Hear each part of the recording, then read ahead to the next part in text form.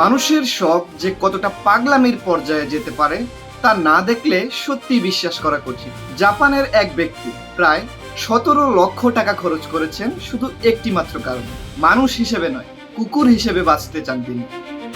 Toko নামে পরিচিত এই ব্যক্তি একটি বিশেষ কোম্পানিকে দিয়ে হুবহু কলি প্রজাতির কুকুরের একটি কস্টিউম বানিয়েছেন। তিনি এখন বিছানায় ঘুমান না, খাঁচায় থাকেন, গলায় বেল্ট পরে রাস্তায় হাঁটেন, কুকুরের খাবার খান এবং অন্য কুকুরদের সাথে খেলা করেন।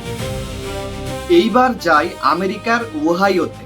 চাক ল্যাম্প নামের এক ব্যক্তির স্বপ্ন ছিল হলিউডের অভিনেতা হওয়া, কিন্তু অভিনয় দক্ষতা তার ছিলই না বলা চলে। তাই তিনি বেছে নেন এক অদ্ভুত পথ।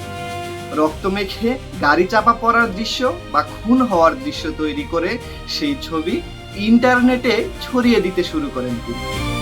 জ্যান্ত মানুষের নিখুঁত এই লাশের দৃশ্য দেখে ইন্টারনেটে রীতিমতো ঝড় উঠে। মিলিয়ন মিলিয়ন ভিউ আসে তার নামের ওয়েবসাইট থেকে এবং সবশেষে হলিউডের হরর সিনেমায় সত্যিকারের লাশের দৃশ্যে তিনি কাজও পেয়ে যান।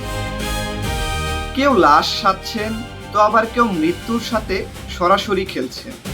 এই যেমন যুক্তরাষ্ট্রের ফিল শ 1997 সালে জন্ম দেন এক্সট্রিম আয়রনিং নামের এক পাগলাটে শখের। নিয়মটা ছিল খুবই সহজ, যত বিপজ্জনক জায়গা পাবেন সেখানে গিয়ে কাপড় ইস্ত্রি করুন। হাজার হাজার ফুট খারাপ পাহাড়ে দড়িতে ঝুলে, সমুদ্রের তলদেশে কিংবা স্কুবা ডাইভিং করতে করতে, এমনকি আকাশ থেকে স্কাই ডাইভিং করার সময়ও শূন্যে ভাসমান অবস্থায় ইস্ত্রি করা হয়। এখন এটি কোনো পাগলামি নয়, বিশ্বের বিভিন্ন দেশে এর অফিসিয়াল টুর্নামেন্টও হয়।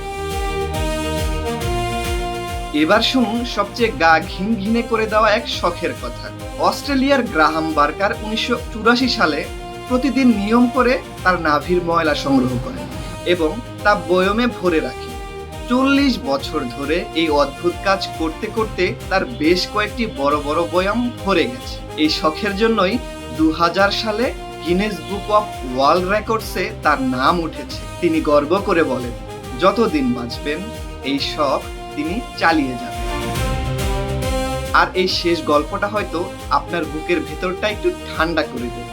দক্ষিণ কোরিয়ার সিউলে হাজার হাজার মানুষ মোটা অঙ্কের টাকা খরচ করে শখ করে নিজেদের মৃত্যু উদযাপন করতে আসে। প্রথমে নিজেদের শেষ ইচ্ছাপত্র লেখেন তারা, তারপর মৃত্যুর সাদা পোশাক পরিয়ে কফিনে তাদেরকে শুইয়ে রাখা হয় এবং ঢাকনা আটকে দেওয়া হয় সত্যিকারের কফিনের মতো।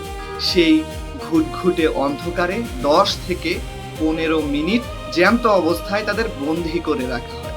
কোরিয়ানদের দাবি, এই অভিজ্ঞতার পর জীবনের প্রতি তাদের ভালোবাসা আরো বেড়ে যায়।